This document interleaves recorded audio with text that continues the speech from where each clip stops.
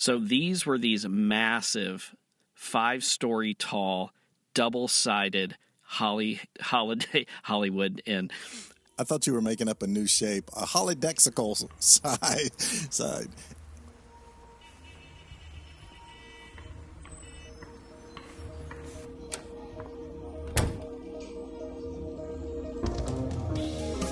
Welcome to Two Designers Walk Into a Bar. A place where pop culture creatives discover design icons that make us tick. And we share a few cocktails in the process. Yep. Today we're discussing roadside beauties. A couple of those iconic signs that were beacons of comfort and convenience. For mid-century travelers taking advantage of their middle-class position. And our country's expanding interstate. So pull off at the nearest rest stop. And grab a sandwich from that cooler in your back seat. And take a journey with us once again as we stroll back into the bar. Today, guess what we're going to talk about? We're going to talk about those beautiful roadside signs that we see driving up and down the highway on those long family boring trips. And these are the little design beauties that get us excited along the way. So, Elliot. Yes. I got a great one for you. This is totally of the period of the 60s and 70s and started in California, but I'm sure you're 100% familiar with the Union 76 orange ball. Oh, yes. I loved that when I was little. Loved it. Yeah. It was so simple, right?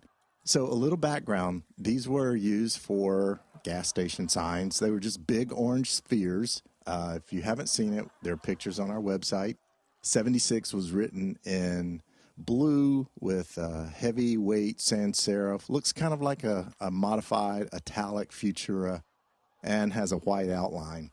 And on top of that, they plussed it up and it rotated and was lighted. So these giant 8-foot wide orange balls would tell you that there was a Union 76 station right directly under it.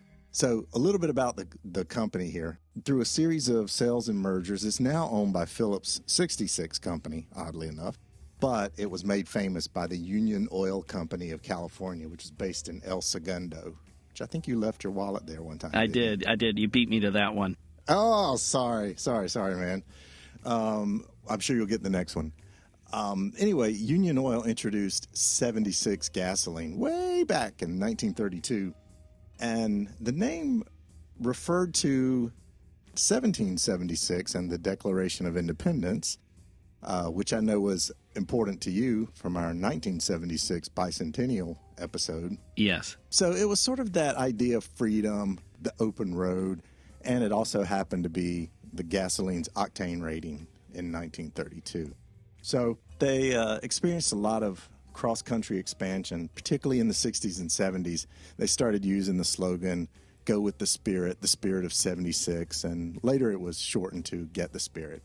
So anyway, about these orange balls, really unique for signage, I think you'd agree. It was first designed by a creative director from LA's Young and Rubicon called Ray Peterson, and he was doing advertising for Union Oil in 76, and he was tasked to do sponsorship signage for the 1962 Seattle World's Fair Sky Ride, which is, one of those things you get in, it hauls you over the fair and puts you out like a mile somewhere else later. But anyway, at the time, they were just using the flat lollipop sign, just a round circle, said 76. And Ray Peterson, he thought those were boring, and he thought it didn't really evolve much, particularly for something as high profile as a World's Fair. And he also thought we should be able to see it from more than just two sides. So this was one of those aha moments where he woke up in the middle of the night and had this idea of a giant orange ball. And so it was three-dimensional and it rotated and you could see it from all sides. So here's the funny thing, though. So it was first launched in 1962, as I said, at the Seattle World's Fair. And the original one cost, hold on to your hat, Elliot, $50,000 in 1962. What would that be today? Do you know? Did you run the numbers? No, I don't know today. My guess is, probably double, right? 100,000? Oh, at least, yeah. Yeah, yeah. I'll look that up because it would be good to know. But yeah, $50,000 for one. And as I said before, it was 8 foot wide. And once it was installed, the senior vice president who was in charge of that project said, we've got to put one of these on every station we own. So I'm assuming they all didn't cost $50,000. I'm assuming they got a pretty good deal because at their peak in 1969, they reported having more than 18,000 of these orange lighted balls spinning around the corners of gas stations in about 37 American states. I can attest to that. So if it started in California, but I remember seeing them, as a little kid in the Midwest, they absolutely were all over the place. All over the place. And on top of that, you probably remember the orange 76 antenna ball that would go on top of your aerial antenna. They invented those things. They invented the antenna ball. That's wonderful. Isn't that cool? That's great. So, you could fly your own orange ball 76 around wherever you went. And if you were on the road traveling for long periods of time and you happened to encounter heavy snow somewhere in the Midwest, you could also see the orange balls poke up above the snow. So they were actually a safety device as well. So. Right. Yeah. So the snowplow wouldn't run into your car or whatever parked down the street.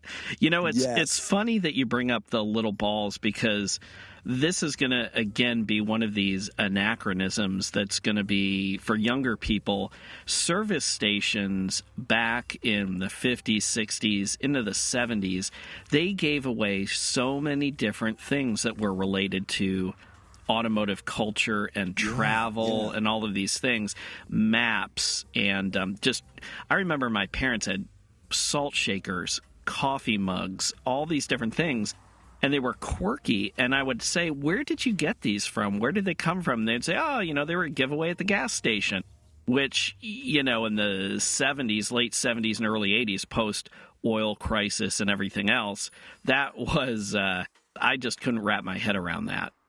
Yeah, wouldn't it be great to have that stuff now? Huge collector's market for it, I'm sure. Yes. Cool. All right, so that's a little bit about my roadside beauty, the 76 orange ball. And I've got a little bit more in my pocket that I want to share after I hear about what you are going to talk about today. Okay, perfect. Well, of course, when you hit the road, you need to get gas, but the other thing that you need to do is find a place to stay. And that's really where my roadside icon comes in. So we are all familiar with the hotel chain Holiday Inn, of course, but people of a certain age will always associate the name with what's known as the Great Sign. So what do I mean by the Great Sign?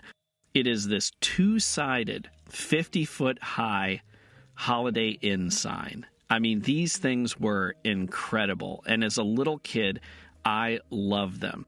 5 stories. I can't believe it was that tall. Wow. And I think I loved them for some of the same reasons you just mentioned with the Unocal 76 sign. One of the biggest ones was that it had movement to it. Now, it didn't have movement in the sense that there were physical pieces moving around. There wasn't a rotating sphere or anything like that. But It was trimmed in these winking lights, tracing the contours of a golden arrow at the edge of the sign, pointing from the road to the hotel itself. So this was something that was very literal, but done in a very, very fun way. Like, you're looking for the Holiday Inn, it is right this way. Like, here's where the building is. Here. Yeah, exactly. And then it was also topped by a pulsing, radiating, 5-pointed star with different colored bursts surrounding it. So like rays of light that were different colors emanating from the star. And this was so great because this was neon at its finest. This was really kind of this period where if you wanted to make something amazing, it had neon. Think about the giant Arby's signs that you will still occasionally find today with all the neon traced in the moving, winking lights on the outside edges of the hat. Same sort of idea. And then in the middle, there was green, this huge green area. Holiday Inn was written in white script. At night, the Holiday Inn lit up white, and you couldn't see the green. It was basically black.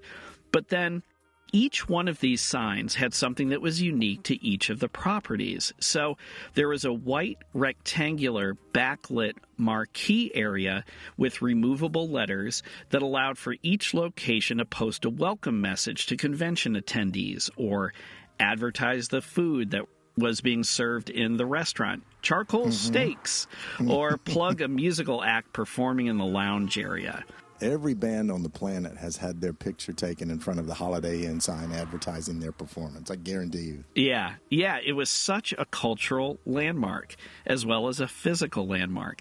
And the design worked both during the day and it also worked at night after dark, beckoning weary travelers to take a break for the night and spend time at the hotel. So I just love this icon. And so just like your origin story, this sign has a really great origin story as well. It was called the Great Sign, and it was used really during Holiday Inn's expansion. The 1950s through the 1970s was this period of rapid expansion for the chain. And really, it was probably their most successful form of advertising. It was large and it was eye-catching. But the challenge is it was also very expensive to construct and operate. You had mentioned the $50,000 Unical 76 sign. So this sign in the 1950s, the original sign, cost $13,000. And the reason I asked you about the price today is because I ran the numbers for the Holiday Inn Great Sign. So the original $13,000 sign today would cost more than $125,000. Wow. So I can't even begin to know how many signs they had throughout the country because they were everywhere. They were in every city. Yeah, they were all over the place. So who created this sign? Where did it come from? The manufacturer of the sign was Bolton & Son Sign Company in Memphis, which is where Holiday Inn was headquartered. And this company is still around today as Bolton Sign Company. And the artists that put the sign together were Gene Barber and Roland Alexander, who were employed by the company. And so the founder of Holiday Inn, who we'll talk about in a minute, wanted a prominent sign, and he was the one who declared that it should be at least 50 feet high and visible in both directions. He was also the one who came up with the idea of the marquee so that it could be customized for different groups. So we talked about some of the sign's colors: green, white, yellow. And it's said that those colors were chosen because they were the favorite of the founder's mother. So some things never change, right? Yes, exactly. So what was interesting, though, is the popularity of the sign because it was such a cultural landmark. And if you can imagine, in the hospitality industry, it was a huge landmark. It led to many imitations, some of which are still around today. And as you mentioned, this sign was all over the place. It was all over the country. There were tons of these signs. When the 80s rolled around, with most cool things unappreciated at the time, as Holiday Inn was sold and changed hands, most of these signs were scrapped in the 1980s, and they were being replaced with backlit signs that were less expensive. They conformed to increasingly strict sign zoning ordinances, all these sorts of things. So there are still a handful of these signs around today, but none of them are quote-unquote in the wild. So the first sign is at the American Sign Museum in Cincinnati, and I've actually visited this museum. And if anyone is ever passing through or lives near Cincinnati, I highly, highly suggest you go visit this museum. It is incredible. Visual feast, truly. The second sign is found at the National Save the Neon Signs Museum in Minot, North Dakota. So Wow. Huge difference between Cincinnati, Ohio, and Minot, North Dakota. But that just shows the footprint of Holiday Inn and where these signs were living. The third one is a miniature one found in Dearborn, Michigan at Greenfield Village, the Henry Ford Museum. Right. And then the fourth one is in the hands of a private collector somewhere in Kentucky. So we should go and find this person and become friends with him, don't you think? Absolutely. So we could put our names on the board and have our picture taken in front of it. Yes. So tell me a little bit more about 76 and, Sure. some of the other things that were happening around this sign, because I'm very curious. Sure. Well, and I actually checked while you were talking about the inflation rate of the signs when they first went up, and the original orange ball, 76 orange ball that was made for the World's Fair in 1962 cost $50,000, which would be $430,000 today. So, wow. Even for probably a deep pocket oil company, popping out, $430,000 per sign is probably a little bit too much. So that brings me to the topic of what happens with all great signs, and you mentioned this as well in the 80s for Holiday Inn, is they start coming down because there's some expense there that probably could be saved. I did mention that Unical went through a series of sales and mergers, and they were eventually sold to Tosco Corporation, which then became part of ConocoPhillips, which is, as I said today, they're owned by Phillips. So back in 2003, so they were up for a long time. Back in 2003, they started to come down, and they did it pretty quietly. At the same time, they were trying to merge the brands together with the Phillips 66 brand. So they were also changing the signs from the spherical orange ball to more of a flat, round sign. And they were also changing the color to kind of a reddish color, not orange anymore. So as luck would have it, a lot of people, they discovered, love these giant 76 orange balls. And in 2006, a woman in L.A. named Kim Cooper co-founded a grassroots campaign website and online petition. She called SaveThe76Ball.com, and it attracted about 3,000 signatures. And at the time, it persuaded ConocoPhillips to install between 75 and 100 newly painted red balls in high traffic areas in California. So they changed the orange to red, but they were still spherical in California, since there was a lot of love for Unical in California. And then they also agreed to save about 30 of the original ones for museums. You mentioned the American Sign Museum in Cincinnati. I've never been, would love to go. One of these 76 balls is there. Also, the Museum of Neon Art in Glendale, California has one. The very first artifact moved into the NASCAR Hall of Fame in Charlotte, North Carolina, was a 76 orange ball. And they were trying to get them in the Smithsonian and also Peterson Automotive Museum, which is in California as well, but I could not get confirmation of those.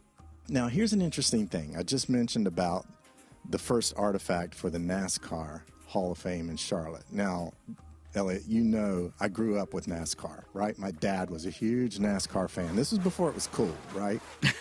I know some people may say it's still not, but this was way before it was cool. Anyway, he would take me to the Daytona Speedway, and we would stay in the infield area where you could camp. And they had these orange balls on all four turns of the Speedway. They were installed in 1969. And they looked like these groovy orange spaceships. They were bigger than the 8-foot ones that were used for signs, but because they were used as official spotter platforms. So spotters, officials of the race, would climb up into these orange balls all around the speedway, and they would be able to tell what the driver's position was, things like that. If there was an accident, they would be up there with their binoculars and walkie-talkies. And it's one of those guys, one of those spotter balls that was the first artifact into the NASCAR Hall of Fame. Unfortunately, Union 76 discontinued their NASCAR relationship at the end of the 2003 season, which coincides with when they started bringing these balls down. So no more of those at NASCAR speedways either. But it was a huge part of the racing landscape. It was everywhere. It was T-shirts and stickers and license plates and decals and obviously signs. And to me, being kind of influential at that age, what I saw it as was the ultimate in minimalism, the ultimate in shape, color, and type minimalism. It didn't need very much to get across what it was, and it was so recognizable. Now, here's kind of the interesting thing. I mentioned about the Save the 76 Ball campaign that was started by Kim Cooper. And one of the things that I realized in sort of reading articles about her and why she started that is she said there was a 76 station at the corner of her street, and one day she remembered seeing that the ball was missing, and she felt disoriented and decided that she wasn't going to go to that station anymore. Like, it was not the same thing. So it made me think, like, these roadside signs, and I'm sure especially Holiday Inn, they are basically pop culture flags. Mm-hmm. They tell us that we're in a particular place. They're those things where you say, go to the Holiday Inn sign and take a left and then go down 2 blocks. And you know what's funny? Like, speaking of saving the round ball, orange ball signs, the company was very clear that they couldn't be sold to private collectors, only to museums. They didn't want them ending up on eBay and stuff like that. And Ray Peterson, the designer of the original one, he was asked about the possibility if he were able to keep one, you know, when they were coming down, would he? And you got to love this guy. This is a quote. He said, "I live in a community with a bunch of Republicans that have their flags up. If I get a ball, I'll put that up on a pole and see what they think about it." That's awesome. So to my knowledge, he never did get one. But, you know, Mr. Peterson needs an orange ball to fly on his Republican community flagpole. Well, it's kind of funny when you think about how Republicans are very much for patriotism and fossil fuels and everything like that. There should be very few objections. Right. It should be, but, you know, it probably did not fit the mold of what they thought should be flying above their community. True.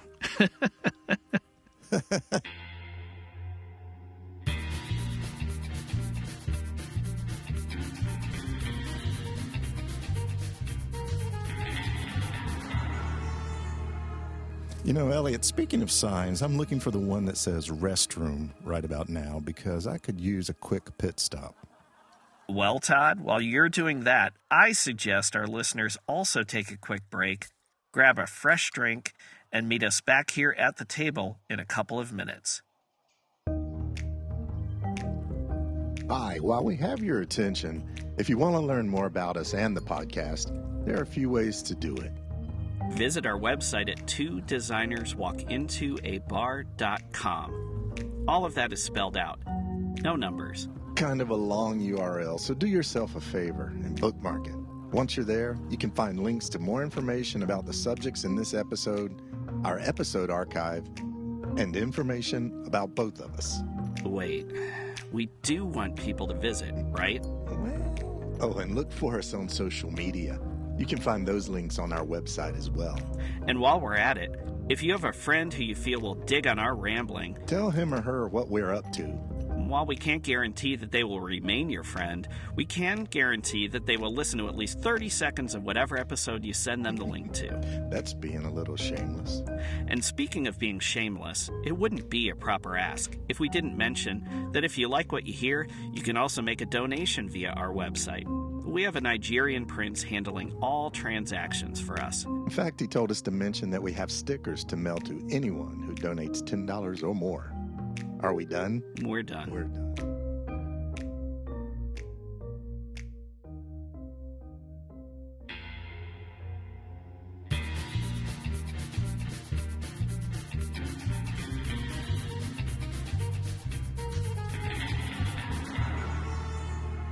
All right, well, so where are we today with the Holiday Inn sign?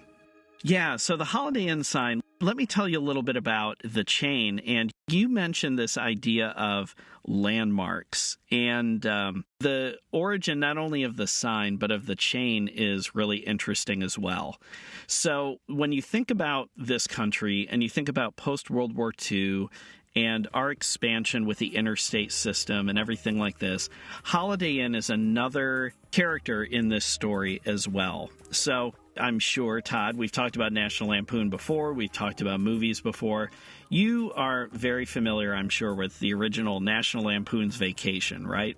Of course. Who isn't? One of the greats. Yes. So if you think about when Clark and his family were traveling across country, all the little motor courts and campgrounds and all these little places where they stayed and how inconsistent they were and how sketchy they were and all these sorts of things, right? Mm-hmm. So this is what Kemmons Wilson, the founder of Holiday Inn, encountered when he was going on a vacation with his family from Memphis, where he lived, to Washington, D.C. in the early 50s. Mm-hmm. He grew very frustrated at the lack of quality in these roadside motels. Dingy hotels, dusty motor courts. These sorts of things might have been satisfactory when people didn't know any better, when we were all coming back from the war and setting out on the road. But he wanted to make sure that as the interstate matured and grew and meant more development and more accessibility across the country, that there would be more sophisticated amenities that would be able to match that with accommodations that were available. Things that we take for granted today: air conditioning, restaurants, in-room telephones, mm-hmm. and perhaps most of all, standardization. Mm-hmm. And I would say standardization, to answer your question from a minute ago, mm-hmm. like what happened with the Holiday Inn sign, I would say this very thing that made it develop, made it spring forth into the world, was the very thing that ultimately hastened its demise as well, right? So within a year of this frustrating road trip vacation, Wilson had commissioned blueprints from diagrams that he had drawn himself. The designer, a guy named Eddie Bluestein, wrote Holiday Inn across the bottom of the plans after seeing the Bing Crosby film. So that existed before the hotel did. Uh-huh. And he sort of wrote it on there as a joke, but the name actually stuck. So the first inn, which was built on Summer Avenue in Memphis, Tennessee, was so successful that Wilson followed up with identical ones on 3 other roads leading into Memphis. So this was the beginning of the interstate system. Wow. And Wilson was featured on the cover, just to give you an idea of the rapid growth of Holiday Inn. So this is in the early 50s. He had this handful of hotel properties. And by the time summer of 1972 rolled around, this guy was on the cover of Time magazine. Wow. He had franchised over 1,400 inns across the United States and around the world. And just to give you an idea of scale, at that time, he had 300,000 beds. And his nearest competitor in terms of scale, he was 3 times larger than just the nearest competitor. Wow. I mean, it's crazy. Yeah. And going back to the Time illustration, certainly he was on the cover, but what else was on the cover with him?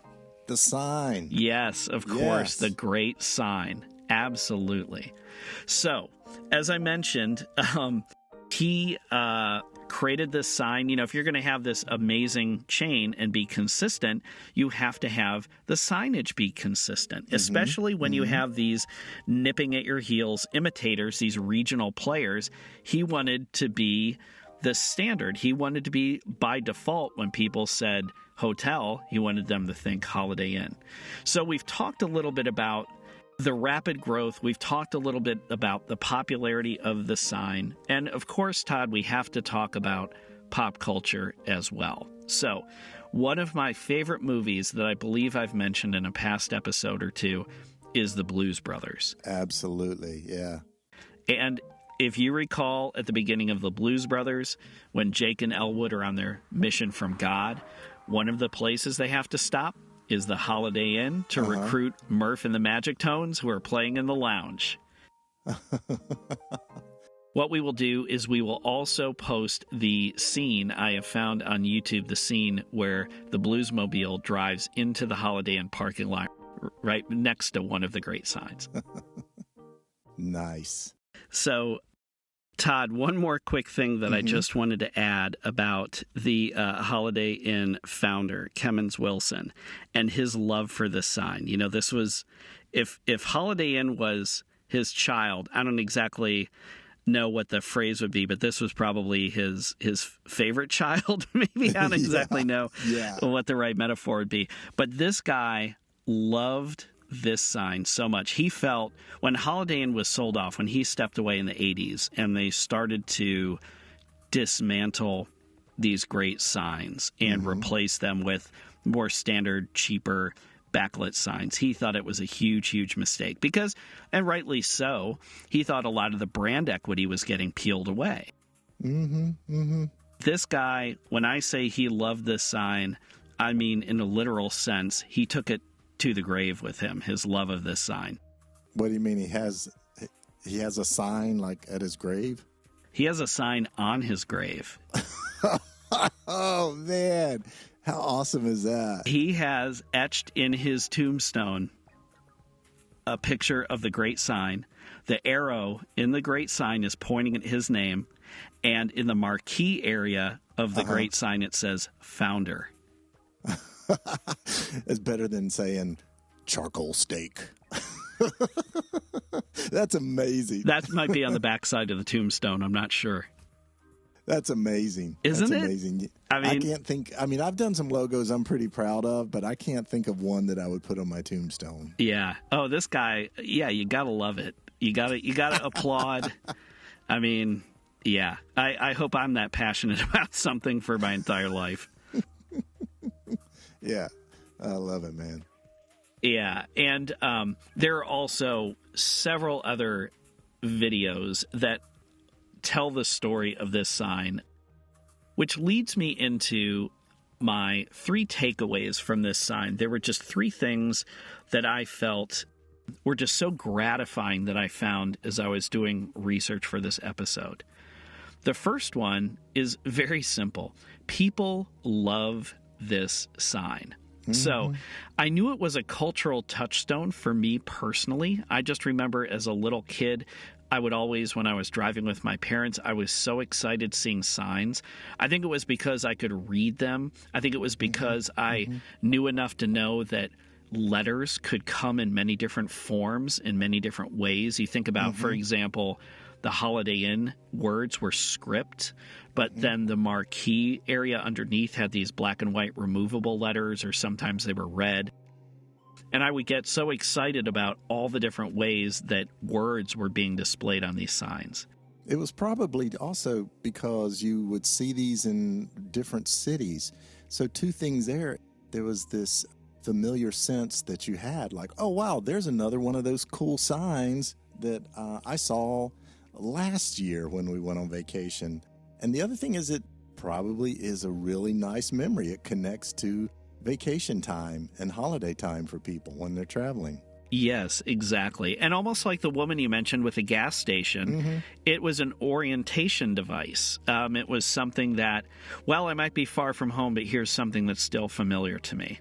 Right. I keep thinking about it's sort of the same principle as that McDonald's used when they started franchising. It was such standardization for food, and people stop there when they're traveling because they know what they're going to get. Yes.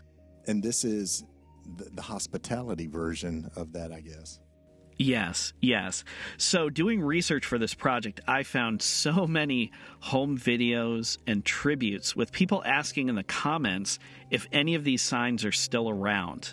We'll post some of these YouTube videos I found, but be sure to read the comments because so many people were sharing their memories because they love this sign too, and they have the same childhood memories that you and I do. Cool. The second thing is this sign influenced so many other sign designs. Like I mentioned earlier, you know, you always have these fast followers in hospitality just like anything else. So these independent roadside hotels and motels created similar designs, although certainly not as large, right? They weren't any 5-story signs, right? But they had to compete somehow. And so they were obviously trying to bank on some of this goodwill that this sign format engendered with Holiday Inn. So Howard Johnson's, for example, even got in on the act. And I would humbly suggest that the Strip in Las Vegas, which of course is largely hotels, with their spectaculars, owe a debt of gratitude to this sign as well.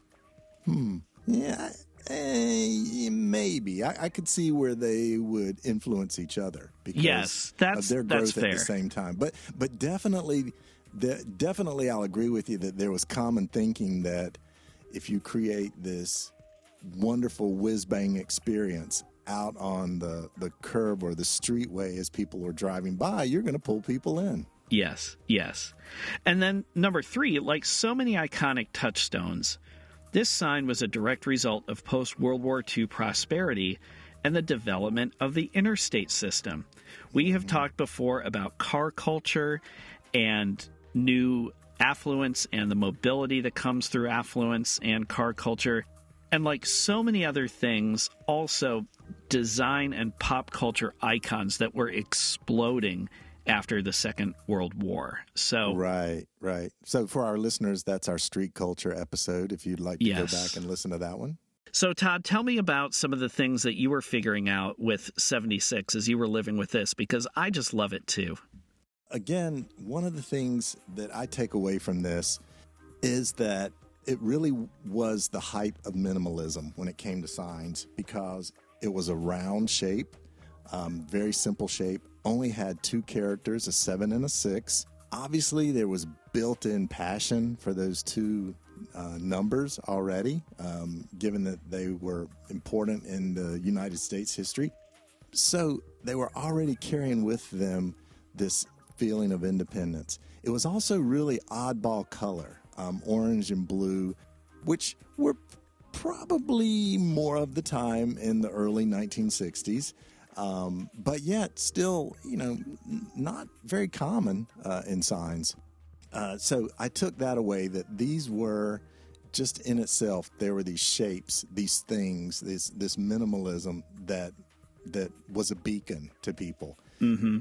It helped if you had a passion for a particular type of gasoline or a particular type of station, that you would go there. Now, the second thing is you talked about standardization for the hotels. That was one of the things that 76 were also trying to get across at the time. They felt like their stations were the cleanest, had the cleanest restrooms. So the minimalism had to communicate that. It had to be like very simple, unencumbered stuff, and it made people feel comfortable. So I'm thinking about 2 things, 2 totally separate things, but both related to the 76 sign.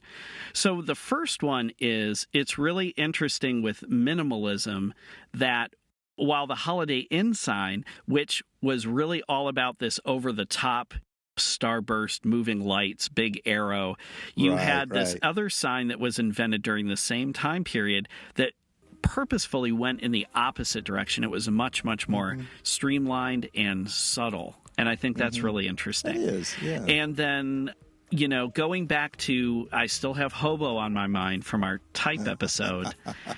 And do you think that the General Lee, the design and colors of the General Lee, were at all influenced by the 76 ball? That's a good question, because to my knowledge, those colors didn't really mean anything in the American South. They certainly were, the General Lee had a Confederate flag on the roof. That certainly wasn't the color of the flag. It possibly could be. I'd never thought about it like that. It could be, of that time. When we were talking about Dukes of Hazzard, like mid-70s probably, right? Mm-hmm. Probably of that time, that particular color, orange, was seen as kind of a little rebellious. It was seen as something that you wouldn't see in in a corporate brand manual. It was a little bit bright, a little bit sort of in your face. So that's interesting. I hadn't thought about that. Well, this has been another wonderful trip down memory lane. I really think we both chose really, really good, iconic roadside beauties. Yeah, man. And you know what? We've got to get up to the museum in Cincinnati and see some of these beauties live.